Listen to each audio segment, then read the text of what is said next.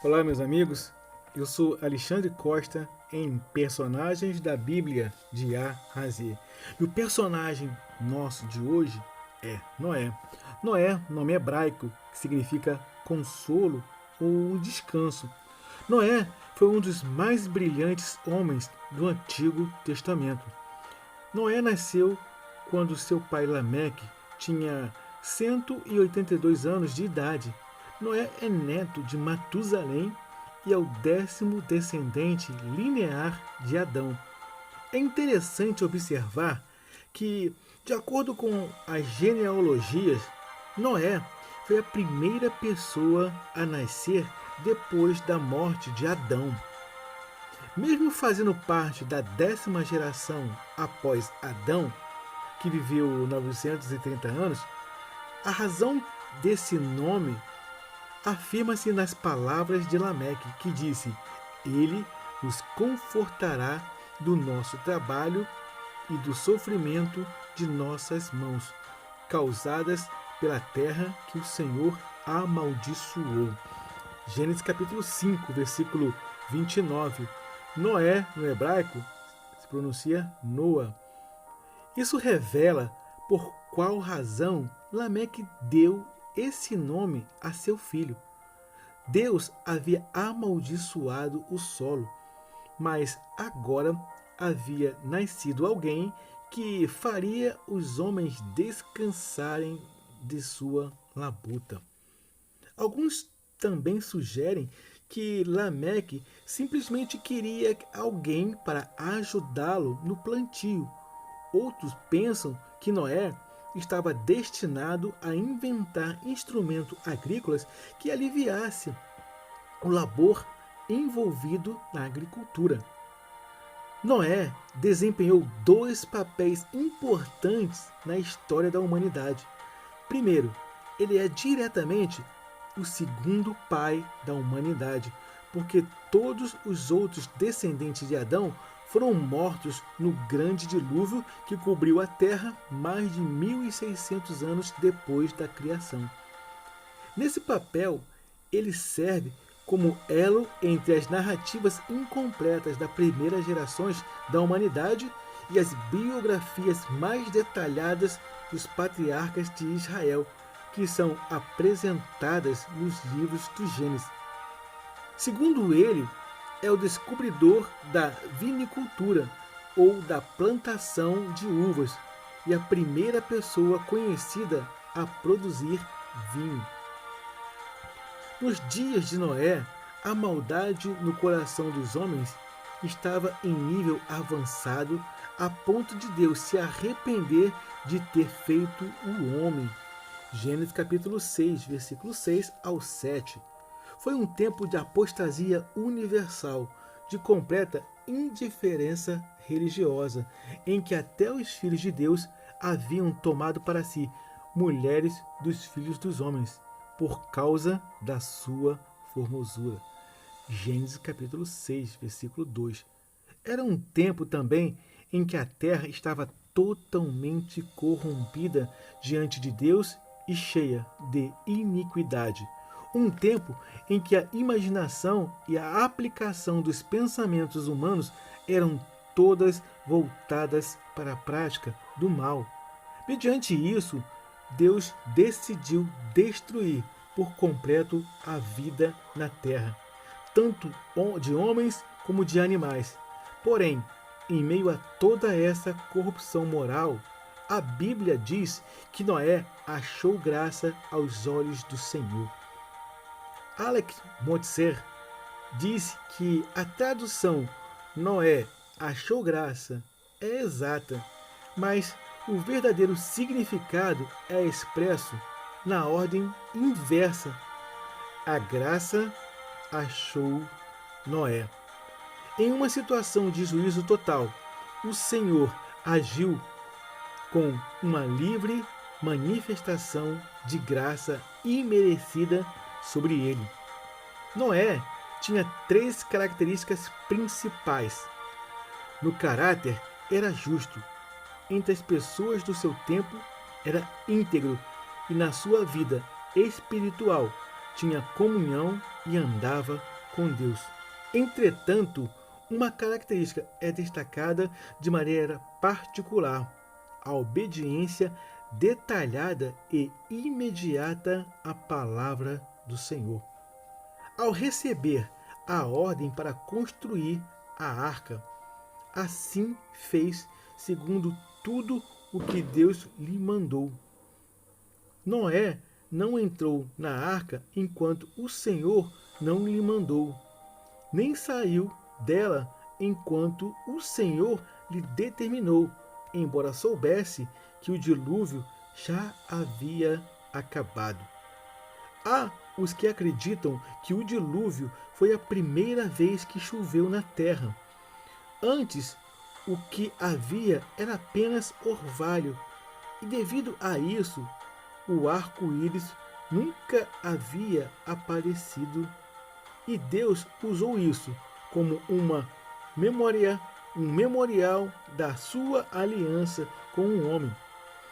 Acredita-se que o dilúvio ocorreu por volta de 2400 anos antes de Cristo. É-nos revelado que Noé tinha 500 anos de idade quando o seu primeiro filho nasceu. Gênesis capítulo 5, versículo 32. E então o dilúvio ocorreu, cerca de 100 anos após isso. No entanto, Noé já sabia sobre esse julgamento 120 anos antes da sua ocorrência. Primeira Epístola de Pedro, capítulo 3, versículo 20. Deus ordenou que Noé construísse uma arca, dando-lhes instruções específicas de como o proceder. Foi feita de maneira resinosa, cipreste, com 135 metros de comprimento, 22 metros e meio de largura e 13 metros e meio de altura, projetada para ter mais estabilidade do que flutuação, do que capacidade de navegação. Seus filhos Sem, Cã e Jafé lhe ajudaram na preparação da arca. Noé pregou a todo aquele povo que eles crescem em Deus e se arrependessem dos seus maus caminhos. Deus, com certeza, teria misericórdia deles e os livraria da destruição através da arca. Mas nenhum deles creram, senão a família de Noé. Isso aponta para Cristo, pois somente em Cristo o homem estará salvo do castigo de Deus que virá sobre todo o mundo. Outro detalhe interessante sobre a vida e a pregação de Noé está no fato que ele não conseguiu salvar a todos, mas pelo menos na sua família ele salvou. Talvez você não consiga ganhar os de fora, mas lute para que pelo menos os da sua casa você consiga levar salvação. Sob as ordens de Deus, Noé chegou a encher a arca com pares de cada tipo de animal, 7 pares de cada tipo de ave e animal ritualmente puro e 1 par de cada animal impuro. A influência pós-mosaica fica evidente nesses termos porque as leis sobre animais puros e impuros foram entregues apenas depois da saída do Egito. De acordo com alguns estudiosos, os seres humanos eram vegetarianos no período do dilúvio. Gênesis capítulo 9, versículo 3. Talvez esse fosse um dos fatores que cooperavam para os seres humanos viverem tanto. Noé tinha 600 anos quando o dilúvio veio sobre a terra, depois que entraram na arca. Ainda se passaram 7 dias até que o dilúvio começou. Gênesis capítulo 7, versículo 10. A Bíblia diz que se romperam todas as fontes do grande abismo, lençóis freáticos e toda a água que há no subterrâneo. E as janelas do céu se abriram. Gênesis capítulo 7, versículo 11. Crateras imensas abriram na terra. Com a pressão da água que se rompeu do subterrâneo, do céu veio chuva como nunca antes existira, nem depois veio a existir. Isso durante 40 dias e 40 noites, até que todos os altos montes que haviam sobre a terra foram cobertos, e 15 côvados, 6 metros e 75 centímetros, esteve as águas acima dos mais altos montes. Gênesis capítulo 7, versículo 19 ao 20. A arca então flutuou com toda a sua carga, enquanto toda a vida sobre a terra era destruída. As águas do dilúvio ainda ficaram sobre a terra por 150 dias. E para onde foi toda essa água? Para o lugar de onde ela veio. E uma parte evaporou, e a outra parte voltou de novo para o abismo, e foram soterrados todos os restos mortais dos animais e seres que morreram no dilúvio.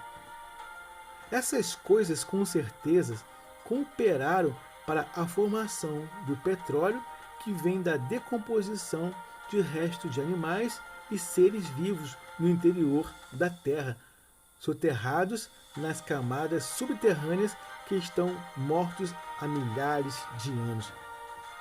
Depois de 150 dias, as águas começaram a baixar. Primeiro, Noé soltou um corvo. Este não voltou, pois se distraiu com os restos mortais. Depois soltou uma pomba. Esta foi e voltou trazendo um ramo de oliveira, como sinal de que a terra já estava voltando a aparecer. Da terceira vez, a pomba não voltou mais, significando que a terra já estava seca e a vida animal já poderia começar. Então a arca se atracou em cima do monte Ararat, onde atualmente fica a Turquia. As chuvas começaram no 17º dia do segundo mês do ano 600 de Noé, no 17º dia do 7º mês daquele ano. A arca pousou sobre o monte Ararat. Os picos dos montes tornaram-se visíveis no primeiro dia do 10º mês. O solo secou no primeiro dia do primeiro mês do ano 601 de Noé. E Noé deixou a arca no segundo mês do 27º dia. Quando Noé saiu da arca, levantou com sua família um altar ao Senhor, revelando o propósito de Deus em ter as famílias juntas ao altar. Deus fez um pacto com o homem que nunca mais destruiria a terra com água. E como prova disso, Deus estabeleceu o arco-íris, que ele chama de o meu arco. Gênesis capítulo 9, versículo 13. Todas as vezes que chovesse, não mais haveria um dilúvio, pois Deus, através do seu arco, se lembraria da sua aliança com o homem. O sentido da palavra arco aqui é o de arma, o arco como ferramenta de guerra. É como se Deus dissesse: vejam, acabou a guerra, vou pendurar o meu arco. Dali em diante, sempre que houvesse uma ameaça, Noé veria o sinal de que nenhuma ameaça atingiria novamente a humanidade, pois Deus assim prometera. Noé viveu ao todo 950 anos e pouco se sabe acerca dos 350 anos que Noé viveu após o dilúvio. Mas entendemos que a vida continuou em sua normalidade até que Noé decidiu plantar uma vinha, e dessa vinha se embebedou, pois, por certo, ainda não conhecia a força do suco fermentado da uva.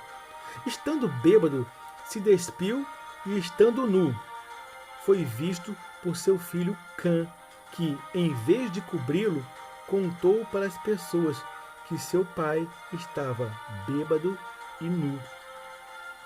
Quando Sem e Jafé souberam que o pai estava nu, entraram na tenda de costas, trazendo uma capa com o qual cobriram Noé. Com os rostos voltados para não vê-lo, esse acontecimento foi decisivo não apenas para os filhos de Noé, mas também para toda a raça humana. Noé amaldiçoou a Cã e a todos os seus descendentes, e abençoou a Sem e Jafé e todos os seus descendentes. Dos filhos de Noé vieram os povos e as nações da terra. De Cã vieram os descendentes que se estabeleceram na Arábia Meridional, em um território denominado Canaã, nome de um filho de Cã, e na África. Na tradição islâmica, Cã é considerado o ancestral dos coptas do Egito, dos berberes do norte da África. De Sem, os descendentes de Sem povoaram as regiões asiáticas, desde as praias do Mediterrâneo até o Oceano Índico, ocupando a maior parte do território entre Jafé e Cã. Foi dentre eles que Deus escolheu os povos cuja história constitui o tema central das Sagradas Escrituras.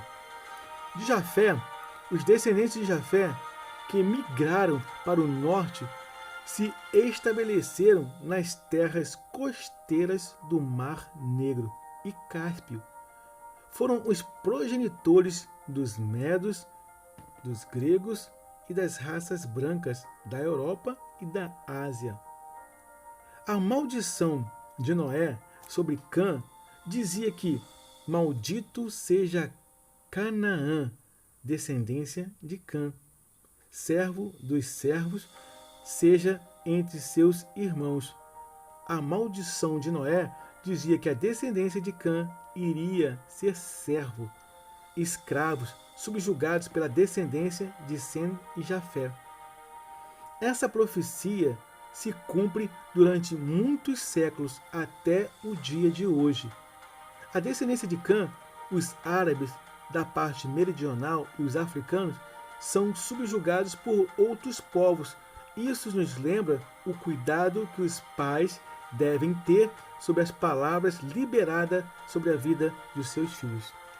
Meus amigos, aqui nós concluímos os personagens da Bíblia de Noé.